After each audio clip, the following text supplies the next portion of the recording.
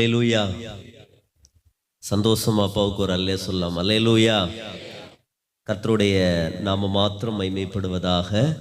இந்த நாளிலே உங்களோடு கூட கர்த்தருடைய வார்த்தையை கொடுப்பதற்கு ஆண்டவர் கொடுத்த மேலான கிருபைக்காய் நான் ஆண்டவருக்கு நன்றி செலுத்துகிறேன். என்னை அன்போடு ஏற்றுக்கொண்ட அழைத்த அருமையான ஐயாவுக்கு நாங்கள் ரொம்ப நன்றி சொல்கிறோம். சபை கமிட்டி, உடன் ஊழியம் செய்கிற அருமையான பிரதர், உங்கள் ஃபேமிலி எல்லாருக்கும் நான் நன்றி செலுத்துகிறேன். கர்த்தர் உங்களை ஆசீர்வதிப்பாராக. எங்கள் ஊழியத்தை குறித்த அறிமுகங்கள் எதுவும் உங்களுக்கு தேவையில்லை. நீங்கள் மாதந்தோறும் நீங்கள் கொடுக்கிற மிஷினரிகளை தாங்குகிற அந்த காரியங்களை நினைத்து நான் ஆண்டவருக்கு நன்றி செலுத்துகிறேன். எங்களுக்காக நீங்கள் தொடர்ந்து ஜெபித்து கொண்டிருக்கிறீர்கள். அதற்காக நான் ஆண்டவருக்கு நான் நன்றி செலுத்துகிறேன். தொடர்ந்து நீங்கள் ஜெபியுங்கள். சபையாக சேர்ந்து பணிதளங்களை நீங்கள் வந்து பாருங்கள், என்ன நடக்குது ஊழியத்தில் அப்படி என்கிறத நீங்கள் வந்து பார்க்கணும்னு சொல்லி நாங்கள் விரும்புகிறோம். நம்ம சேர்ந்து ஆண்டுடைய ராஜ்யத்தை கட்டுவோம். இப்போ நம்முடைய தமிழ்நாட்டில் கொடைக்கானல் மலை பகுதியிலையும், திருவாரூர் மாவட்டம் முத்துப்பேட்டை பகுதிகளிலையும், திருப்பத்தூர் மாவட்டம் ஆந்திர தமிழ்நாடு எல்லையோர கிராமங்களிலும், கேரளா இடுக்கி மாவட்டம் பாம்பாடும்பாறை என்கிற பகுதியிலையும், ஜம்மு காஷ்மீர்ல 4 மாவட்டங்களிலும் ஊழியங்களை ஆரம்பிக்க கர்த்தர் உதவி செய்தார். தொடர்ந்து ஊழியங்களுக்காக ஜெபித்துக் கொள்ளுங்கள். ஜம்மு காஷ்மீர் மாநிலத்திலே நாம் அறிந்திருக்கிறபடி 16 மாவட்டங்களில மாவட்டத்துக்கு ஒரு சர்ச்சோ மிஷன் ஸ்கூல்ஸோ கிடையாது. ஒரு சுவிசேஷ தேவை மிகுந்த ஒரு மாநிலம் ஜம்மு காஷ்மீர் மாநிலம். அந்த மாநிலத்துக்காக நீங்க ஸ்பெசிபிக்கா நீங்க ஜெபித்துக் கொள்ளுங்க. கர்த்தருடைய கிருபையினால் அங்கே ஒரு மிஷனரிகளை உருவாக்குவதற்கு ஒரு பயிற்சி ஸ்தலத்தை ஆயத்தப்படுத்த ஆண்டவர் நமக்கு உதவி செய்திருக்கிறார். தொடர்ந்து நீங்கள் இந்த ஊழியங்களுக்காக நீங்க ஜெபியுங்கள். ஜம்மு காஷ்மீர் வந்து பார்க்கணும்னு நினைக்கிறவங்க கூட எங்கள்கிட்ட நீங்க தொடர்பு கொண்டீங்கன்னா ஜம்மு காஷ்மீருக்கு வரலாம். ஆண்டவராக இயேசு கிறிஸ்து உலகமெங்கும் போக சொன்னார். அட்லீஸ்ட் இந்தியாவை சுத்தி பார்த்து எங்க ஊழியம் இல்லையோ அங்க ஊழியம் ஆரம்பிப்பதற்கு நம்ம எல்லாரும் சேர்ந்து நம்மளால முடிந்ததை செய்வோம். கர்த்தர் நம்மை ஆசீர்வதிப்பாராக. சந்தோஷமா இருக்கீங்களா? நீங்க ரொம்ப சீரியஸா அப்படி உட்கார்ந்து இருக்கிறத பார்த்தா ஏதோ ஸ்கூல் கிளாஸ் ரூம்ல உட்கார்ந்த மாதிரி தெரியுது. பக்கத்துல கையை பிடிச்சுக்குங்க. நல்ல அவங்க முகத்தை பாருங்க. சண்டையா இருந்தா கூட பேசிடுங்க. சிரிச்சிட்டு நல்லா இருக்கீங்களான்னு கேளுங்க. எப்பவுமே இந்த ஆராதனை முடிச்ச உடனே எங்க சர்ச்சில் எல்லாம் என்ன பண்ணுவோம்னா ஸ்தோத்திரம் சொல்லுவோம் இல்லையா? ஸ்தோத்திரம், பிரைஸ் லார்ட், பிரைஸ் லார்ட் சொல்லிட்டு அப்படி போவோம். நல்லா இருக்கீங்களா அப்படின்னு ஒருத்தவங்க கேட்ட உடனே யாரா இருந்தாலும் நல்லா இருக்கேன் அப்படின்னு சொல்லி சொல்லுவாங்க. ஆனா ரெண்டாவது செகண்டரி அவங்க கண்ணை பார்த்து நல்லா இருக்கீங்களா, உங்க பிள்ளைங்க நல்லா இருக்காங்களா, உங்க சொந்த பந்தெல்லாம் எப்படி இருக்காங்க, இல்ல உங்க வீட்டுக்காரர் எப்படி இருக்காங்க, அப்படி அவங்க கண்ணை பார்த்து நீங்க பேசுனீங்கன்னா சிலருடைய கண்ணு கலங்கும். அந்த ஃபர்ஸ்ட் நல்லா இருக்கேன் அப்படின்னு சொல்றது பொய். ரெண்டாவது பார்த்து கொஞ்சம் ஆழமா விசாரிக்கிறீங்க பாருங்க, அப்போ அவங்க கண்ணு கலங்கும். அவங்களுக்கு நம்ம ஏதாவது உதவி செய்ய வேண்டியது இருந்துச்சுன்னா நம்ம உதவி செய்யலாம். எப்பவுமே ஒருத்தவங்கள்ட்ட நல்லா இருக்கீங்களான்னு கேட்கும்போது வெறும் அந்த மேலோட்டமா இல்லாம கொஞ்சம் ஆழமா, உங்க பிள்ளைகள் எப்படி இருக்காங்க, பிள்ளைகள் என்ன படிக்கிறாங்க, உங்க ஹஸ்பண்ட் எப்படி இருக்கிறாங்க, அல்லது உங்க மனைவி எப்படி இருக்காங்க, உங்க அம்மா அப்பா எப்படி இருக்காங்க, அப்படி கொஞ்சம் டீட்டெயிலா போனீங்கன்னா நிறைய பேருடைய பாரத்தை நீங்க சுமந்து அவங்களுக்காக ஜெபிக்கிறதுக்கு அது ரொம்ப பிரோஜனமா இருக்கும். சரி, இப்ப நம்ம எல்லாரும் கண்களை மூடி நம்ம ஜெபிக்கலாம். எல்லாம் சேர்ந்து ஆண்டவரே என்னோடு பேசும் அப்படின்னு சொல்லி நம்ம கேட்க போகிறோம். அப்பா நீங்க என்னோடு பேசுங்கப்பா, உங்க சத்தத்தை நாங்க கேட்க உதவி செய்யுங்கப்பா. எல்லாரும் கேட்கலாமா? எல்லாரும் ஜெபிக்கலாம். அப்பாட ஜோமன்ல ஆண்டவரே உங்க சத்தத்தை நாங்க கேட்க உதவி செய்யுங்கப்பா. நீங்க எங்களோடு பேசும் ஆண்டவரே. உங்க பாரத்தை எங்க மேல இறக்கி வைங்க ஆண்டவரே. தேசத்தை குறித்த பாரம் எங்களை நிரப்பட்டும்.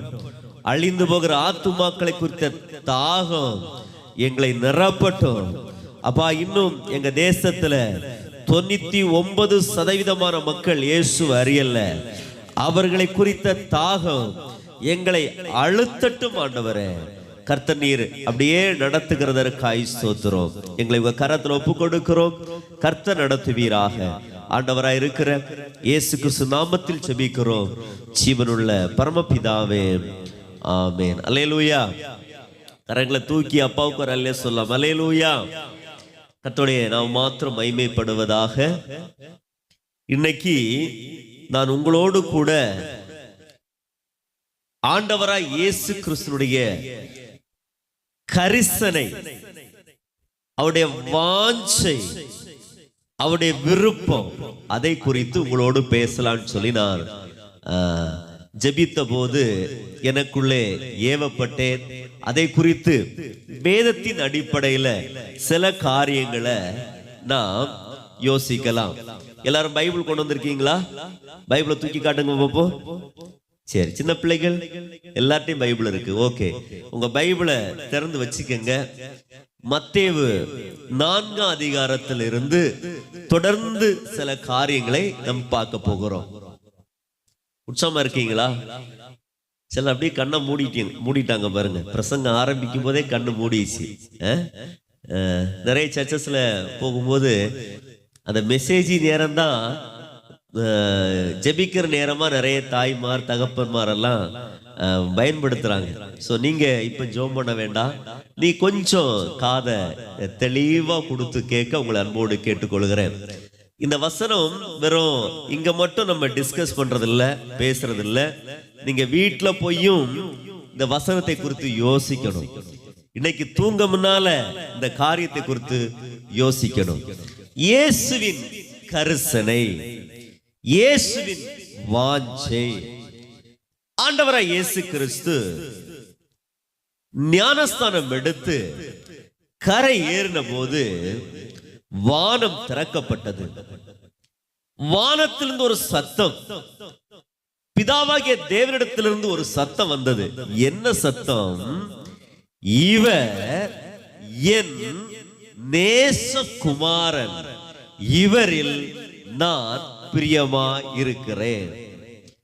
பிதாவாகிய தேவன் இயேசுவுக்கு கொடுத்த மிகப்பெரிய சர்டிபிகேட் இது. இவர் நேசகுமாரன், இவரில் நான் பிரியமா இருக்கிறேன் அப்படின்னு வானத்திலிருந்து சத்தம் வந்தது. பரிசுத்த ஆவியானவர் புறாவை போல இயேசுவின் மேல் வந்து இறங்கினார். ஞானஸ்தானம் எடுத்து முடித்ததுக்கு அப்புறம் ஆண்டவராய் இயேசு கிறிஸ்து 40 நாள் உபவாசம் இருந்தார். எத்தனை நாள்? 40 நாட்கள் உபவாசம் இருந்தார். இயேசுவுக்கு எதுக்கு உபவாசம் இருக்கணும்? பிதாவாகிய தேவன் அவ்வளவு பெரிய சர்டிபிகேட் கொடுத்துட்டாரு இயேசுவுக்கு. அதுக்கு பிறகு இவர் எதுக்கு உபவாசம் இருக்கணும்? இவர் உபவாசம் இருக்க என்ன ஜெப குறிப்பு இருந்தது? பொதுவா நம்ம உபவாசம் இருப்போம். சர்ச்சில் வெள்ளிக்கிழமை தோறும் உபவாசம் இருப்போம். நம்ம எதுக்காக உபவாசம் இருப்போம்? தேசத்துக்காக ஜெபிப்போம், பிள்ளைகளுக்காக ஜெபிப்போம், எதிர்காலத்துக்காக ஜெபிப்போம். இப்படி பல காரியத்துக்காக நம்ம ஜெபம் பண்ணுவோம். இயேசு அவர் தெய்வம், அவர் தேவகுமாரன். அவர் எதுக்கு உபவாசம் இருக்கணும்? பிரதானமான ஒரு காரியம். கொஞ்சம் ஆழமா நீங்க போய் பாத்தீங்கன்னா அவருக்கு எந்த ஜெப குறிப்பும் அவர்கிட்ட இல்ல. அவர் போய் பிதாவுடைய சமூகத்துல போய் இருக்கும்போது அவருக்கு கூட இருந்தது யாரு? இயேசு உபவாசம் இருக்கும்போது கூட இருந்தது யாரு? யாராச்சும் சொல்லுங்க பாப்போம். யாரையா? சாத்தானா? ஐயா சொல்ற சாத்தான். அப்போ உபவாசம் இருந்தா சாத்தான் பக்கத்துல இருப்பானோ? ஐயா சாத்தான் வேற, ஆவியானவர் வேற. சொல்றதெல்லாம் கரெக்ட் தான். இன்னும் கொஞ்சம் யாராவது சொல்றீங்களான்னு பாப்போம்.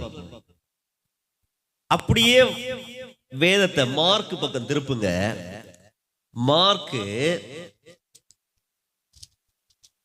1ஆம் அதிகாரம் 13வது வசனம். எல்லாரும் எடுத்துட்டீங்களா? 48வது பக்கம். எல்லாரும் பைபிளை திறந்துக்கங்க. ஒரு பேனா வச்சிருந்தீங்கன்னா இந்த வசனத்துல ஒரு கோடு போட்டுக்கங்க. சரியா? நீங்க மறக்க கூடாது. அடுத்த முறை வரும்போது இதை கேட்பேன். சரியா? ஞாபகமா நீங்க வச்சுக்கோங்க. என்ன இருக்கு வாசிங்க, எல்லாம் சேர்ந்து வாசிக்கலாம். 40 நாள் சாத்தானால் சோதிக்கப்பட்டு யாரு கூட இருந்தாரு? காட்டு மிருகங்களின் நடுவிலே சஞ்சரித்து கொண்டிருந்தார். இருக்கா? எது நடுவுல? சாத்தானால சோதிக்கப்பட்ட. சாத்தான் அப்பளப்பலாம் வந்து சோதிச்சுட்டு போனா. கிட்டத்தட்ட 3 தடவை சோதனை செஞ்சான் இயேசுடத்துல. ஆனா மெயினா அவருக்கு சப்போர்ட் யாரு? காட்டு மிருகம். காட்டு மிருகம்னா என்னது? ஆடா, மாடா. காட்டு மிருகங்களை பார்த்திருக்கீங்களா? எங்க இடத்துக்கு வந்தீங்கன்னா அங்க காட்டுவோம். காட்டெருமை. காட்டு எருமை பார்த்திருக்கீங்களா? காட்டு யானை அப்படி இருக்கும். 13 அடி கைட்டு, இந்த கூரையோட கைட்டு காட்டு யானை. கொஞ்சம் யோசிச்சு பாருங்க. எங்க பணிதளத்துல மஞ்சள் பரப்புன்னு சொல்லி ஒரு பணிதளம் இருக்கு. நீங்க வந்திருந்தவங்களுக்கு சிலருக்கு அந்த ஃபீல்டு தெரியும். அங்க ஒரு சின்ன சர்ச், இதே மாதிரி ஒரு சின்ன சர்ச் இருக்கு. அந்த சர்ச்சை சுத்தி காம்பவுண்ட் வெளி கிடையாது. அங்க இருக்கிற ஊழியக்காரருக்கு புதுசா மேரேஜ் ஆயிருந்துச்சு. அவங்க வீட்டுல பாத்ரூம் வந்து வீட்டை விட்டு வெளியே, வீடு தனியா இருந்துச்சு, பாத்ரூம் தனியா இருந்துச்சு. நைட்டு ஒரு நாள் 12 மணிக்கு அந்த ஊழியக்காரருடைய மனைவி வெளியே பாத்ரூம் போறதுக்கு கதவை திறந்தாங்க.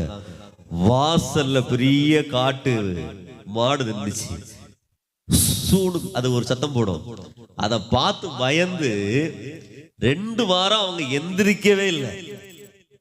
காட்டு மாட பார்த்ததுக்கே அவ்வளவு பயம். ஆனா வேதம் சொல்லுகிறது, இயேசு 40 நாள் வனாந்தரத்துல காட்டு மிருகங்களின் நடுவே சஞ்சரித்தா. 40 days fasting. நம்ம உபவாசம் இருந்தா எப்படி உபவாசம் இருப்போம்? காலையில எந்திரிச்சோடனே 1 கப்பு பால், சும்மா சுகர் இருக்கு அதனால கொஞ்சம் பழம் சாப்பிட்டுக்கிடுவோம் அப்படின்னு சாப்பிடுவோம். கரெக்டா 9 மணிக்கு அல்லது 10 மணிக்கு ஒரு டீ. கரெக்டா அடுத்து ஒரு நாள் ஃபுல்லா உபவாசம்னா மதியானம் அதே மாதிரி ஒரு பால். இப்படிதான் உபவாசம் இருப்போம். ஆனா இயேசு சுவாமி 40 நாள் எதுவுமே சாப்பிடாம உபவாசம் இருந்தார். 40 நாள் உபவாசத்தை முடிச்சார். அங்க பல பாடு, சாத்தான் அவரை சோதனை செய்கிறான், பல பாடுகள் நடக்கிறது. அங்கிருந்து அவர் புறப்பட்டு மத்தேயு 4 அதிகாரத்துல 13 வசனத்துல வாசிக்கலாம். நாசரேத்தை விட்டு, உபவாசம் இருந்த இடத்திலிருந்து அங்கிருந்து விட்டு செபுலோன் நப்தலி என்னும் நாடுகளின் எல்லைகளில் இருக்கும் கடற்கரைக்கு அருகான கப்பர்நகூமிலே வந்து வாசம் பண்ணினார். அல்லேலூயா. இப்போ உபவாசத்தை முடிச்சிட்டாரு. கடற்கரைக்கு அருகே இருக்கிற கப்பர்நகூம் என்கிற இடத்துல இயேசு வந்து வாசம் பண்ணினார். வாசம் பண்ணார் என்ன அர்த்தம்? தங்கினார். ஐயா அழகா சொல்றாங்க. என்ன அர்த்தம்? குடியிருந்தா, தங்கி இருந்தா. நல்லா கவனிங்க. இயேசு, நான் என்ன எப்படி இதை பார்க்கிறேன் அப்படின்னா, 40 நாள் பாஸ்டிங், கடுமையான பாஸ்டிங். ஒரு நாள் உபவாசம் இருந்தாலே நம்ம 3 நாள் ரெஸ்ட் எடுப்போம். நாங்க பாஸ்டிங் பிரேயர் முடிச்சுட்டு வந்திருக்கிறோம் அப்படின்னு சொல்லுவோம். எங்களுக்கு அந்த கேம்ப், யூத் கேம்ப் எல்லாம் வந்திருக்கீங்கல்ல நீங்க. போன வருஷத்துக்கு முந்தின வருஷம் 25 பேர்கிட்ட முன்னால ஒரு தடவை இங்க இருந்து வந்திருந்தாங்க, நம்ம சர்ச்சில் வந்திருந்தாங்க. அப்ப யூத் கேம்புக்கு எங்க ஊழியக்காரங்க எல்லாம் பயங்கர கடுமையா வேலை செய்வாங்க. வேலை செஞ்சு முடிச்ச உடனே அடுத்த நாள், அண்ணே ஒரு நாள் லீவு வேணும், கடுமையான உழைப்பு அப்படின்னுவாங்க. 3 நாள் கேம்புக்கு வேலை செஞ்சுட்டு ஒரு நாள் லீவு கேட்பாங்க. சில 2 நாள் லீவு கேட்பாங்க. ரொம்ப டயர்டா இருக்கு அப்படின்னுவாங்க. இயேசு கிறிஸ்துவ பாருங்க, 40 டேஸ் கடுமையான உபவாசம் முடித்த உடனே, இன்றைக்கு மாதிரி அன்னைக்கு பஸ் பிரயாணம் கிடையாது, நடந்தே கப்பர்நகூமுக்கு சொல்லுகிறார்.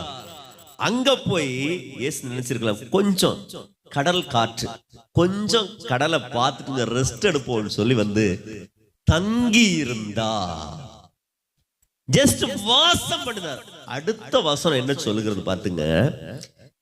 கடற்கரை அருகிலும் யோர்தானுக்கு அப்புறத்திலும் உள்ள செபுலோன் நாடும் நப்தலி நாடும் ஆகிய புறஜாதியாருடைய கலிலேயாவிலே இருளில் இருக்கும் ஜனங்கள் பெரிய வெளிச்சத்தை கண்டார்கள். அல்லேலூயா. என்ன நடந்தது? அவர் ஜஸ்ட் தங்கிதான் இருந்தார். என்ன நடந்துச்சு? வெளிச்சம். என்ன வெளிச்சம்? சுவிசேஷ வெளிச்சம். இயேசு இரட்சகர் என்பதை அந்த நாட்டு மக்கள் அறிந்து கொண்டார்கள். அல்லேலூயா. இதுல ஆண்டவர் நமக்கு என்ன கற்றுக் கொடுக்கிறா? கர்த்தரை சுமக்கிற நாம், ரட்சிக்கப்பட்ட நாம் ஒரு இடத்துல தங்கி இருந்தாலே அங்கே மாற்றம் வர வேண்டும். அல்லேலூயா. நான் சொல்றது புரியுதா? சுவிசேஷ மாற்றம் வர வேண்டும். இயேசுடைய வாஞ்சை நடந்தா சுவிசேஷம், தங்கினா வெளிச்சம், பேசினா ரட்சிப்பு. இதுதான் அவருடைய ஊழியத்திலே தொடர்ந்து நாம் பார்க்க முடிகிறது. அருமையான கர்த்தருடைய பிள்ளைகளே, கொஞ்சம் யோசித்து பாருங்க. நீங்க உங்க வீட்டுல, இப்ப நீங்க இருக்க சொந்த வீட்டுல எத்தனை வருஷம் குடியிருக்கிறீங்க? 10 வருஷம், 20 வருஷம், 30 வருஷம், சில 50 வருஷம். அங்க ஏதாவது மாற்றத்தை உணர்கிறீர்களா? உங்க மூலமா பக்கத்துல இருக்கிறவங்க, ஏத்த வீட்டுல உள்ளவங்க, ரைட் சைடு லெப்ட் சைடு, இவங்க இயேசுவை கண்டு கொண்டு இருக்கிறார்களா? அல்லது நம்மளை பார்த்து இவளும் இவனும் சர்ச்சுக்கு போறானே, இவன் வாழ்றத வேஸ்ட் அப்படின்னு சொல்றாங்களா? கொஞ்சம் யோசிச்சு பாருங்க. இயேசு இருந்தால் மாற்றம். அல்லேலூயா. நான் சொல்றது புரியுதா? இயேசு இருந்தால் மாற்றம். இன்னைக்கு ஆண்டவர் நம்மோடு பேசுகிறார். உங்களுக்குள்ள இயேசு இருந்தாருன்னா உங்க சுற்றி இருக்கிற இடத்துல மாற்றம் வரும். தொடர்ந்து நீங்க பாத்தீங்கன்னா ஆண்டவரை இயேசு கிறிஸ்து அப்படி வராரு. வரும்போது மார்க்லயும் லூக்காலையும் படிச்சோம்னா அடுத்த நாள் மறுபடியும் அவர் எங்க போயிருக்காருன்னா மலைக்கு மேல ஏறி இருக்கார். ராத்திரி முழுவதும் ஜெபம் பண்றதுக்கு. ஜெபம் பண்ணிட்டு மறுபடியும் மலையிலிருந்து கீழே இறங்கி வாராரு. வந்து ஏன்னா அவர் எப்பவுமே ஊழியத்தை பிளான் பண்ணார் அப்படின்னா முன்னால ஜெபம் பண்ணுவார், பிதாவோடு போய் உட்காருவார், பிதாவோடு கூட ஐக்கியம் கொள்ளுவார். இதான் இயேசுடைய பேஷன், அவருடைய கரிசனை, அவருடைய வாஞ்சை. இது இயேசுவிடத்துல நம்ம தொடர்ந்து பார்க்க முடியும். அடுத்த நாள் காலைல வந்து யோவானை செலக்ட் பண்றாரு, அந்திரேயை செலக்ட் பண்றாரு, சீசர்கள் 12 பேரை செலக்ட் பண்ணிட்டு மறுபடி அங்க இருக்கிற அந்த 24ஆம் வசனம் 25ஆம் வசனத்துல நீங்க படிச்சு பாத்தீங்கன்னா 4ஆம் அதிகாரத்துல அந்த கிறிஸ்டியை படிச்சு பாத்தீங்கன்னா அங்க இருக்கிற அநேக ஜனங்களை விடுதலையாக்குறார், வியாதியில் சுகப்படுத்துகிறார், பிசாசு பிடியிலிருந்து விடுதலையாக்குகிறார். தொடர்ந்து பெரிய கூடுகையை கர்த்தர் அங்கே செய்கிறார். இப்படி திரளான ஜனங்கள் அவருக்கு பின்னால அவரை சூழ வருகிறார்கள். ஜனங்களை பார்த்த உடனே அவர் எங்க ஏறார் தெரியுமா? 5ஆம் அதிகாரம் 1ஆம் வசனத்துல அவர் திரளான ஜனங்களை கண்டு மலையின் மேல் ஏறினார். இருக்குதா? இருக்குதா? எங்க ஏறாரு? மக்களை பார்த்தோன்னே மலையில ஏறாரு, மலைக்கு மேல ஏறாரு. கிட்டத்தட்ட பெரிய பிரசங்கம். வேதத்துல இயேசு பண்ணின நீண்ட பிரசங்கம்னா அதுதான். 107 வசனங்கள். நான் பொதுவா எங்க சர்ச்சில் சொல்லி கொடுப்பேன். 108 ஆம்புலன்ஸ் அப்படின்னா மலை பிரசங்கம் அப்படின்னு சொல்லுவாங்க. ஏன்னா 108 எல்லாருக்கும் தெரியும். 108 என்னது? ஆம்புலன்ஸ் போன் அடிக்கிறது, அவசரம். நம்முடைய கிறிஸ்தவ வாழ்க்கையில மிக அவசரமானது, இன்றிமையானது இந்த மலை பிரசங்கம். பெரிய பிரசங்கம், திரள் கூட்ட ஜனங்கள். பிரசங்கம் பண்ணி முடித்ததுக்கு அப்புறம் 5ஆம் அதிகாரம் 6ஆம் அதிகாரம் 7ஆம் அதிகாரம் வேதத்திலே சொல்லப்பட்டிருக்கிறது. 7ஆம் அதிகாரம் 29ஆம் வசனத்துல அவருடைய போதகத்தை குறித்து ஜனங்கள் ஆச்சரியப்பட்டார்கள். தம்பி கோடு போட்டு வச்சுக்கோங்க. இயேசு கிறிஸ்து 3 நாள் பிரசங்கம் பண்ணா கூட போரே அடிக்காது. நான் இன்னும் ஒரு 10 நிமிஷத்துக்கு மேல பேசுனேன்னு வச்சுக்கோங்க, நிறைய பேர் கண்ணு அப்படியே தூங்கிடுவீங்க. பிரசங்கம் பண்ணாத ஒரு போதகர் ஆண்டவராய் இயேசு கிறிஸ்து. சாரி, போரடிக்காத ஒரு போதகர் ஆண்டவராய் இயேசு கிறிஸ்து. அல்லேலூயா. 3 days சாப்பிடாம கேட்கலாம் அவருடைய பிரசங்கத்தை, தூங்காம கேட்கலாம். நீண்ட பிரசங்கம், திரள் கூட்ட ஜனங்கள். மலையிலிருந்து அவர் இறங்கி வர்றாரு. வந்ததுக்கு அப்புறம் என்ன நடக்கிறது? 1ஆம் வசனத்துல 8:1 அப்படி வாசிங்க. திரளான ஜனங்கள். எத்தனை பேரு? திரள் கூட்ட ஜனங்கள். 1-2 பேர் கிடையாது, திரள் கூட்ட ஜனங்கள். இப்ப இயேசுக்கு பின்னாலே போறாங்க. அப்போ ஒருவன் 2ஆம் வசனத்துல ஒரு குஷ்டரோகி கத்துறான். என்ன கத்துறான்? ஆண்டவரே, உமக்கு சித்தமானால் என்னை சுத்தமாக்கும். உடனே இயேசு என்ன பண்ணிருக்கலாம்? அவர் தெய்வம் தானே, அவர் பெரியவர் இல்லையா, தேவகுமாரன். அவர் சொன்னா நடக்கும். அவருடைய நிழல பட்டாலே அற்புதம் நடக்கும். அவருடைய ஒவ்வொரு பேச்சிலையும் வல்லமை இருந்தது. சுகமாயிரப்பான்னு சொல்லிடலாம். இயேசு என்ன பண்றாரு தெரியுமா? பக்கத்துல போய் தொட்டு, குஷ்டரோகியை தொடுவோமா நம்ம? பக்கத்திலேயே போக மாட்டோம். என்ன சொல்லுவோம்? இன்ஃபெக்ஷன் ஆயிரும். இன்னைக்கெல்லாம் யாராவது குஷ்டரோகிகள் பக்கத்துல போனா போயிடாதீங்க. பிள்ளைகளுக்கும் அப்படிதான் சொல்லி வளர்த்துவோம், போயிடாத, ஒட்டிரும். ஆனா இயேசு குஷ்டரோகியை தொட்டா, அதான் இயேசுடைய பாரம். அல்லேலூயா. அந்த குஷ்டரோகியை பார்த்தோன்னே அவருக்கு பாரம். அவன் மனசுல என்ன இருந்திருக்கும்? ஏன்னா இயேசு எல்லாருடைய இருதயத்தை ஆராய்ந்து வைத்திருந்தார், அத்தனை இருதயத்தையும் அறிந்து வைத்திருந்தார். கிறிஸ்துவோடைய மனசுல என்னை யாரும் தொட மாட்டாங்களா, என்னை யாரும் பக்கத்துல வந்து பார்க்க மாட்டாங்களா? அந்த குஷ்டரோகி எத்தனை வயசுன்னு சொல்லல. பொதுவா அந்த வயசானவங்களுக்கு என்ன இருக்கும் அப்படின்னா, வயசானதுக்கு அப்புறம் யாராவது அவங்க முதுக தடை கொடுத்து, நல்லா இருக்கீங்களாம்மா, நல்லா இருக்கிறீங்களா ஐயா அப்படின்னு அவங்க தலையை தடை கொடுத்து, முதுக தடை கொடுத்து அப்படி பேசினா அவங்களுக்கு ரொம்ப ஆறுதலா இருக்குமா. ஒருவேளை இவர் வயசானவரா கூட இருக்கலாம். அந்த குஷ்டரோகி இயேசு தொட்டு சுகமாக்குகிறார். அல்லேலூயா. அதுதான் இயேசுவின் பாரம், அதுதான் இயேசுவுடைய கரிசனை. அதை தொடர்ந்து நீங்க பாத்தீங்கன்னா 4ஆம் வசனத்துல குஷ்டரோகம் போறது சாதாரண விஷயமா? இல்ல, அது ஒரு விஷயமே இல்லையா? அது எவ்வளவு பெரிய விஷயம். இயேசு என்ன சொல்றாரு? இதை நீ வெளியே போய் யார்ட்டையுமே சொல்லாத. இப்ப நம்ம எல்லாம் இன்னைக்கு எல்லாரும் வாட்ஸ்அப், இன்ஸ்டாகிராம், அது இதுன்னு சோசியல் மீடியா கிட்டத்தட்ட 42 அப்ளிகேஷன்ஸ் இருக்கு. சோசியல் வாட்ஸ்அப் மாதிரி ஏதாவது ஒருத்தவங்களுக்கு ஒரு 5 கிலோ அரிசி வாங்கி கொடுத்துன்னு வச்சுக்கோங்க, உடனே ஒரு போட்டோ எடுத்து போஸ்ட் போட்டு எல்லா சோசியல் மீடியாவை நம்ம பாஸ் பண்ணிடுவோம். ஆனா இயேசுடைய கரிசனை பாருங்க, பிரபலமாகாத எண்ணம். ஒருத்தட்டே போய் சொல்லாதப்பா, அவ்வளவு பெரிய அற்புதம். ஒருத்தட்டே போய் சொல்லாதப்பா. இன்னைக்கு புரோட்டா சாப்பிட்டா டேஸ்ட் ஸ்டேட்டஸ், புது ட்ரெஸ் எடுத்தா ஸ்டேட்டஸ், பிறந்த நாளுக்கு கேக்க கட் பண்ண ஸ்டேட்டஸ், விதவிதமா பொண்டாட்டியை கட்டி பிடிச்சி ஸ்டேட்டஸ் போய்க்கிறான், அப்படி போஸ்ட் கொடுக்கறான். பார்த்து அசிங்கமா இருக்கு. அந்த அளவுக்கு இன்னைக்கு மாறி போச்சு. ஏன் அதெல்லாம் ஸ்டேட்டஸ் எல்லாம் போடுறாங்க? என்ன பார்க்கணும், எல்லாரும் 4 பேர் என்ன பார்க்கணும். ஆனா இயேசு கிறிஸ்துவுடைய காரியம், அவர் அவ்வளவு பெரிய அற்புதம் செஞ்சார். பிரபலமாகாத சிந்தை. அல்லேலூயா. அதை தொடர்ந்து பாத்தீங்கன்னா அது ஒரு பெரிய விஷயம். ஒரு 100க்கு அதிபதி இயேசுவிடத்துல வருகிறான். 5ஆம் வசனத்துல இயேசுவிடத்துல சொல்றான், ஆண்டவரே, என் வேலைக்காரன் வீட்டிலே திமிர்வாதமாய் கிடந்து கொடிய வேதனைப்படுகிறான். 100க்கு அதிபதி உடைய வேலைக்காரன். உடனே இயேசு என்ன பண்ணிருக்கலாம்?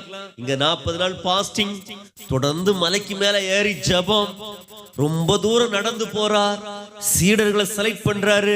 அப்படியே பெரிய நீண்ட பிரசங்கம், மலை பிரசங்கம், இறங்கி மலையிலிருந்து இறங்கி வந்த உடனே அடுத்து குஷ்டரோகியை மீட் பண்றாரு, அவனுக்கு சுகத்தை கொடுக்கிறார். தொடர்ந்து பிசி, ஆத்துமாக்கள் மேல கரிசனை தொடர்ந்து பிசி, தொடர்ந்து பிசி. அவர் என்ன பண்ணிருக்கலாம், வேலைக்காரன் சரியாயிட்டாப்பா, நீ போப்பா, நீ விசுவாசத்தின்படி ஆக கடவுது.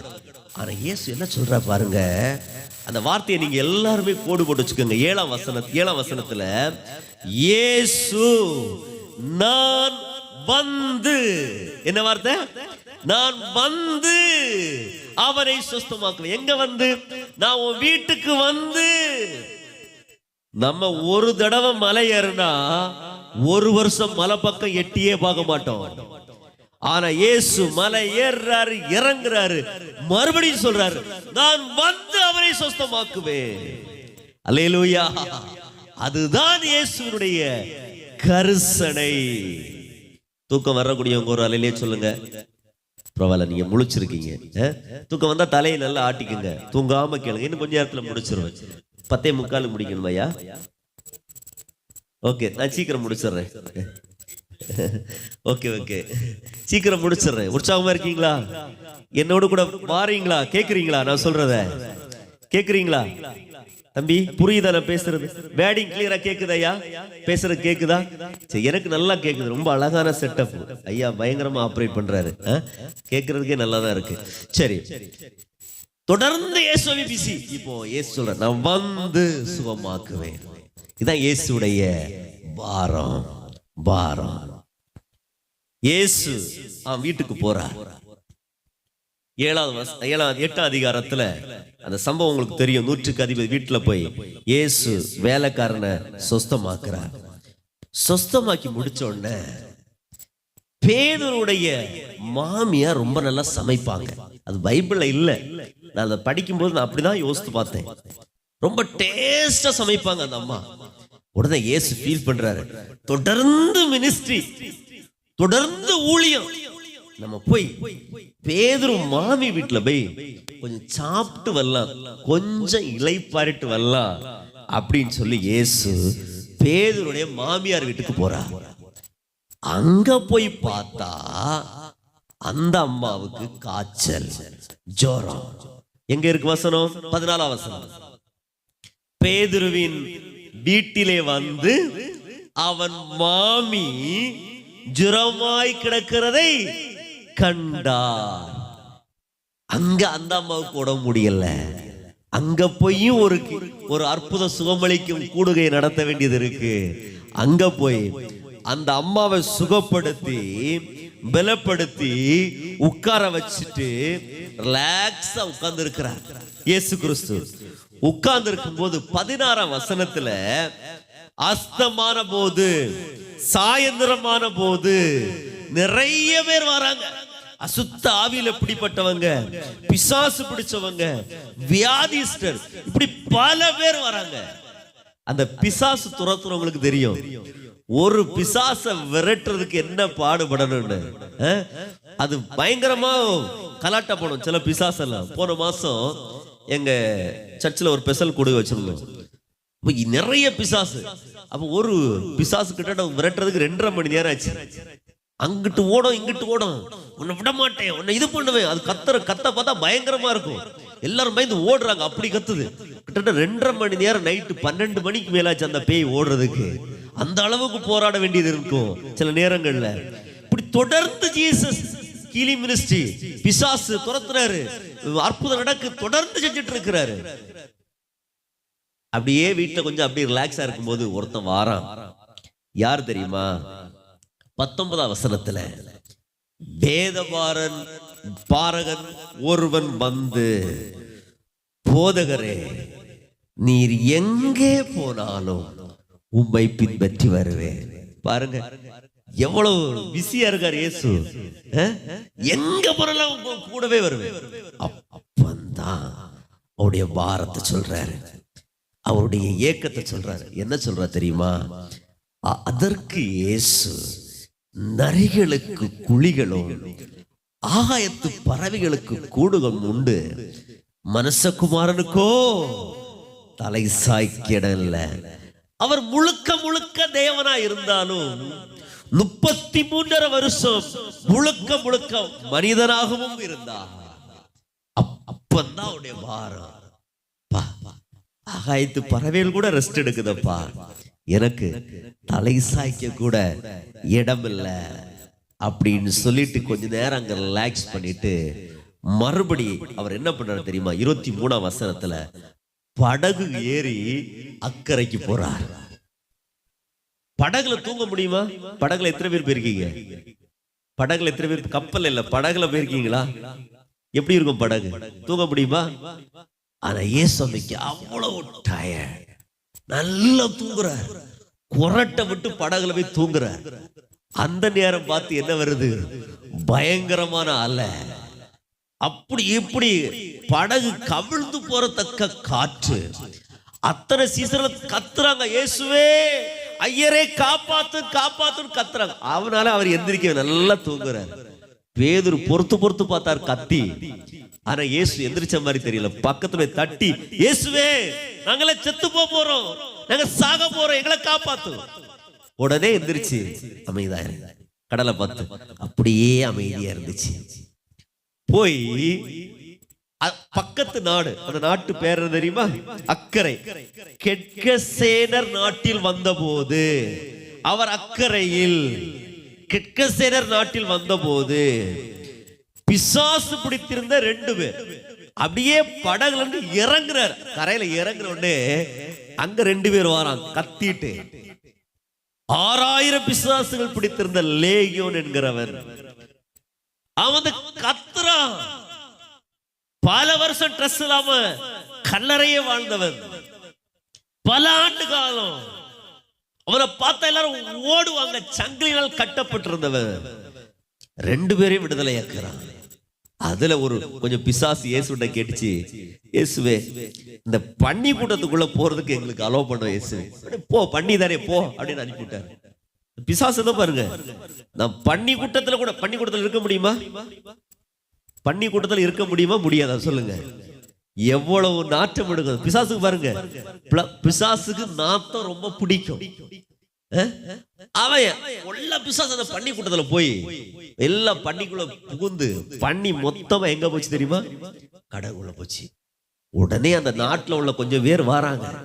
வந்து 33ஆம் வசனத்துல அவைகளை மேய்த்தவர்கள் ஓடி பட்டணங்களில் சென்று இந்த சங்கதிகள் எல்லாவற்றையும் பிசாசு பிடித்திருந்தவர்களுக்கு சம்பவித்தவர்களை அறிவித்தார்கள். 34ஆம் வசனம், அப்பொழுது அந்த பட்டணத்தார் யாவரும் இயேசுவுக்கு எதிர்கொண்டு வந்து அவரை கண்டு தங்கள் எல்லைகளை விட்டு போகும்படி அவரை வேண்டிக் கொண்டார்கள். நைட்டெல்லாம் படகுல ரெஸ்ட் எடுத்தும் எடுக்காமலையும் வந்துட்டு இருந்தாரு. வந்து இறங்குறாரு. இறங்குனோட அங்க கீலிங் மினிஸ்ட்ரி நடக்குது. பிசாசு ஓடுது. அந்த நாட்டுல உள்ளவங்க எல்லாம் வந்து இந்த ஊரை விட்டு ஓடி போயிரும், இங்க இருக்காதையும் சொல்லி இயேசு விரட்டுறாங்க. அங்கிருந்து மறுபடியும் புறப்பட்டு வேற ஊருக்கு செல்லுகிறார். அருமையான கர்த்தருடைய பிள்ளைகளே, இப்படி தொடர்ந்து இயேசுடைய ஊழியத்தை நீங்க, அவருடைய வாழ்க்கையை நீங்க கவனிச்சீங்கன்னா, அவர்கிட்ட இருந்த ஒரு முக்கியமான ஒரு ஹைலைட்டான விஷயம் என்ன தெரியுமா? ஆத்துமாக்கள் மேல கரிசனை. ஆத்துமாக்கள் மேல கரிசனை. அந்த கரிசனை நிமித்தம் இயேசு ரெஸ்ட் எடுக்கவே இல்லை. தொடர்ந்து பிரயாணம், தொடர்ந்து நடக்கிறார். எங்க பார்த்தாலும் ஆத்துமா ஆத்துமா ஆத்துமா ஆத்துமா ஆத்துமா. இப்படி 9ஆம் அதிகாரத்துல தொடர்ந்து நீங்க போனீங்கன்னா அப்படியே பேசிட்டு வராரு. ஊட்ட ஜனங்கள் வராங்க. 9ஆம் அதிகாரத்துல அவர் ஒரு இடத்துல 37ஆம் வசனத்துல அவர் அப்படியே பாரத்தை வெளிப்படுத்த. என்ன பாரம் தெரியுமா? தம்முடைய சீசர்களை நோக்கி, அறுப்பு மிகுதி, வேலையாட்களோ கொஞ்சம். அறுப்பு மிகுதி, வேலையாட்களோ கொஞ்சம். அவருடைய பாரத்தை வெளிப்படுத்துகிறார். அருமையான சகோதரனே, சகோதரியே, அன்பு தம்பி, தங்கச்சி, என்ன கேட்கிறவர்களே, நாம் ஆராதிக்கிற, நம்ம ரட்சித்த, நமக்கு பாவத்தின் விடுதலை கொடுத்த நம்முடைய ஆண்டவர் இயேசுவின் பாரம், கரிசனை அழிந்து போகிற ஆத்துமாக்களை குறித்ததே. உலகத்துல 700 கோடிக்கும் அதிகமான ஜனங்கள் வாழுகிறார்கள். அதுல இன்னும் 300 கோடிக்கும் அதிகமான ஜனங்கள் இயேசுவை அறியவில்லை. இந்த உலகத்துல, உலகம் முழுசும் சேர்த்து பேசுறேன், இந்த உலகத்துல கிட்டத்தட்ட 6000 மக்கள் கூட்டம் இருக்கிறார்கள். அதுல இந்தியாவில மட்டும் 4000க்கும் மேற்பட்ட மக்கள் கூட்டம் வாழ்ந்து கொண்டிருக்கிறார்கள். இந்தியாவில் வாழ்ற 4000க்கும் மேற்பட்ட இந்த மக்கள் கூட்டத்துல இன்னும் 2400க்கும் மேற்பட்ட மக்கள் கூட்டம் இயேசுவை அறியவில்லை. இயேசுவை அறியவில்லை. இன்றைக்கு சுவிசேஷ கூட்டங்கள் இயேசுவை அறிந்தவர்களுக்கே சுவிசேஷம், ஞானஸ்தானம் எடுத்தவர்களுக்கே திரும்ப ஞானஸ்தானம். செய்யப்படுகிற ஊழியங்களிலே 70% ஊழியங்கள் கிறிஸ்தவர்கள் மத்தியிலே கிறிஸ்தவர்களுக்காகவே செய்யப்படுகிறது. என்று கேட்கிற தம்பி, தங்கச்சி, ஐயா, அம்மா, தேசத்தை சந்திப்பதற்கு இயேசுவின் பாரம் கொண்டவர்கள் இயேசுவுக்கு தேவை. அவருடைய வாழ்க்கையை பின்பற்றுகிற நீங்களும் நானும் அவரை போலவே சிந்தை உள்ளவர்களாய் மாறுவதற்கு அவர் விரும்புகிறார். ஜம்மு காஷ்மீர்ல ஏற்கனவே சொன்னது மாதிரி 16 மாவட்டங்களிலே மாவட்டத்துக்கு ஒரு சர்ச் இல்ல. யார் வருவா? யார் ரெடியா இருக்கிறார்? இயேசுவின் பாரத்தை சுமந்து செல்லுகிறவர்கள் யார்? இயேசுவின் பாரம் இப்படிதான் தொடர்ந்து நீங்க படிக்கலாம். யோவான்ல படிச்சீங்கன்னா 1ஆம் அதிகாரத்துல பிலிப்பு சந்திக்கிறார். பிலிப்பு போய் நாத்தான்வேலை கூட்டிட்டு வரார். சாரி, அந்திரேவை சந்திக்கிறார். அந்திரே போய் பிலிப்பை கூட்டு வரார். பிலிப்பு போய் நாத்தான்வேலை சந்திக்கிறார். 2ஆம் அதிகாரத்துல கானா ஒரு கல்யாண வீட்டுல போய் அங்கே போய் அவர் தேவனை பற்றி, ஆண்டுடைய ராஜ்யத்தை பற்றி பிரசங்கிக்கிறார். அப்படியே 3ஆம் அதிகாரத்துல நிக்கதேமியை சந்திக்கிறார். 4ஆம் அதிகாரத்துல சமார ஸ்திரியை சந்திக்கிறார். இப்படி ஒவ்வொரு அதிகாரம் பக்கத்தை திருப்ப திருப்ப திருப்ப திருப்ப இயேசுவின் பாரமே வெளிப்படுகிறது, ஆத்தும தாகமே வெளிப்படுகிறது. ஆண்டவர்களோடு பேசி இருக்கிறார். நீங்க உங்க பிள்ளைகளை குறித்து ரொம்ப அக்கறையோடு இருக்கிறீங்க, பிள்ளையோட எதிர்காலத்தை குறித்து ரொம்ப அக்கறையோடு இருக்கிறீங்க. இன்னைக்கு ஆண்டவர் உங்களை பார்த்து கேட்கிறார், உங்களை குறித்து, உங்க குடும்பத்தை குறித்து, உங்க பிள்ளைகளை குறித்து அவ்வளவு அக்கறையோடு இருக்கிறீர்களே.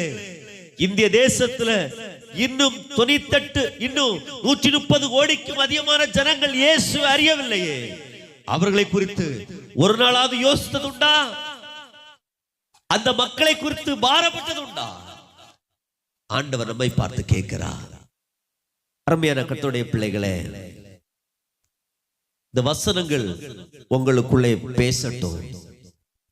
இயேசுடைய வாழ்க்கை உங்களை தட்டி எழுப்பட்டும். ஆத்தும ஆதாயம் செய்கிற வீரர்களாய், வீராங்கனைகளாய் மாறுவதற்கு இந்த வசனங்கள் உங்களுக்கு உறுதுணையா மாறட்டும். தொடர்ந்து இந்த காரியங்களுக்கு இன்னும் தியானிங்க. ஆண்டவர்களோடு பேசுவார். எல்லாரும் கண்களை மூடலாமா? Thank you Jesus. Praise the Lord.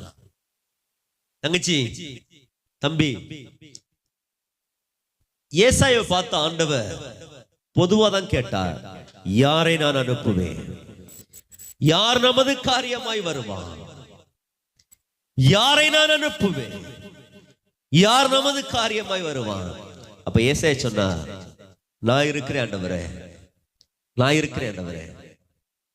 தம்பி, தங்கச்சி, இந்த உலகத்துல பெரிய வேலை என்ன தெரியுமா?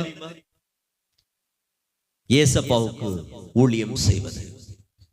அவர் ராஜாதி ராஜா, கர்த்தாதி கர்த்தா.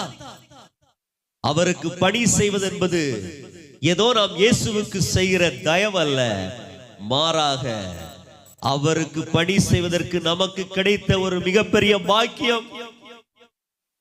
ஆண்டவர் உங்களோடு பேசுறார். ஒரு சக மனிதனுக்கு நீ செய்கிற பெரிய உதவி எது தெரியுமா? அவருக்கு இயேசுவின் அன்பை சொல்லி இயேசுவுக்கு நேராய் அவனை திருப்புவது, அவனை திருப்புவது. ஆண்டவர் நம்மோடு பேசிக் கொண்டிருக்கிறார். எஸ் டாடி, எஸ் டாடி, நான் இருக்கிறேன்.